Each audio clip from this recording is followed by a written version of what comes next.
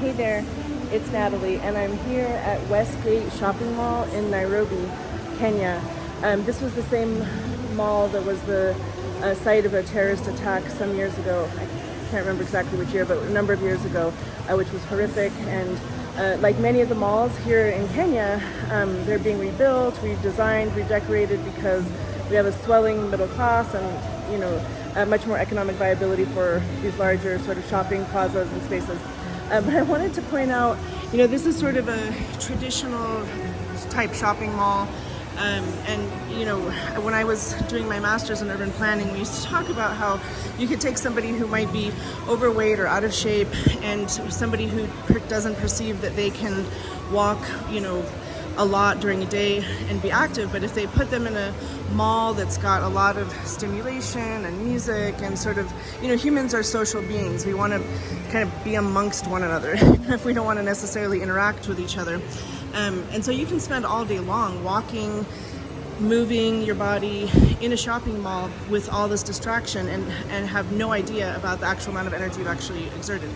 But here, this is something, a whole new design that's coming up in this space is they're basically trying to mimic a little sort of Main Street town square feeling with a bunch of different kiosks and shops. So we've got coffee shops here. This is a new space, and so the retail is not all occupied yet.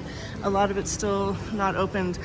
But I just want to talk about the scale for a minute because throughout at least throughout the US and in much of Europe, the small mom and pop shops that were displaced by big box retail and caused these ghost towns to be created from little, you know, beautiful, quaint, walkable, livable urban spaces.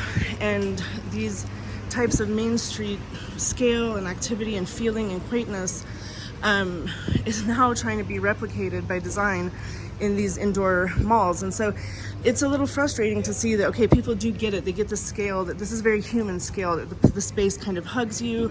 You know, there's lots of new retail space, which is yet to be filled in.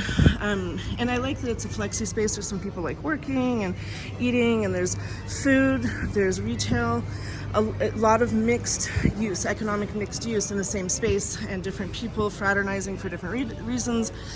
So that's how you get this sort of concentrated economic vitality, which is great. You know, some random, a lot of different shops here, a lot of diversity of reasons that you might come here. So what I want to say is it's great that from the design perspective, people are starting to understand that this is the sort of places that humans feel.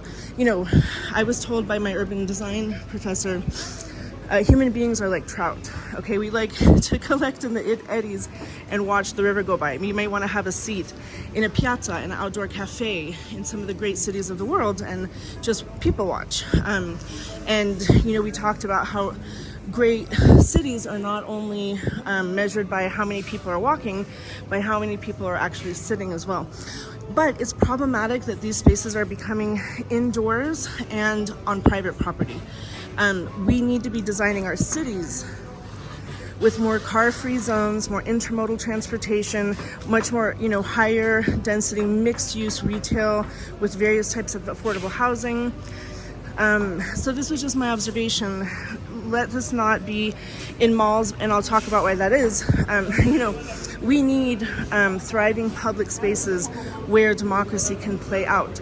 We need to have the public squares, the parks, where protests, where demonstrations, manifestations can occur. And the problem with the fact that people are convening more and more only in private spaces is that it's private property. And I probably couldn't come and start a demonstration here or a protest if I could, you know. So security guards floating around and they could ask me to move along, and that's not okay. So we need to reclaim our cities. We need to reclaim our urban centers. We need this kind of quaint, human, livable, walkable scale that's pedestrian oriented, not vehicles. This should be a CBD. This should be a downtown area. This should be outdoors in the urban public realm. So anyway, that's my little take on the shopping mall situation and the scale of design, and how we recreate that in open public spaces where it belongs, and not only in these, you know, god-awful giant concrete artificially lit situations. So that's it. Thanks a lot.